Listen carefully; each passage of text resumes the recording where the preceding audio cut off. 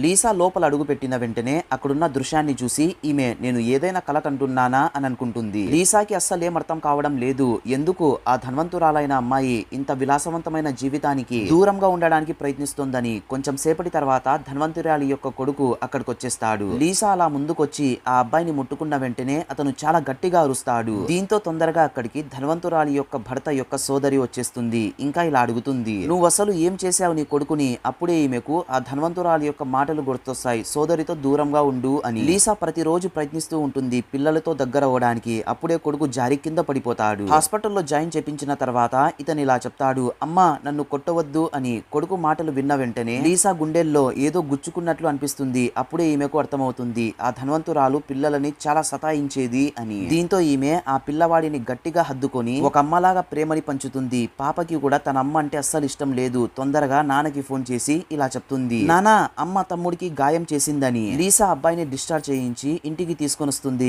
Already ఆ ధనవంతురాలి యొక్క భర్త కోపంగా ఇంట్లో కూర్చొని ఉంటాడు. అతను ఈమెను చూసిన వెంటనే ఒకటి గట్టిగా పీకుతాడు, నీకు ఎంత ధైర్యం నీ సొంత పిల్లల్నే ఈ విధంగా చూడడానికి. లీసాకి అస్సలు ఇక్కడ ఏం జరుగుతుందో అర్థం కావడం లేదు. ఈమె తొందరగా వెళ్లి నీళ్లు తాగుతుంది. ఇంకా ఇప్పుడు ఏం చేయాలో ఆలోచిస్తూ ఉంటుంది. నెక్స్ట్ పార్ట్ కోసం ఒక లైక్ వేసుకోండి.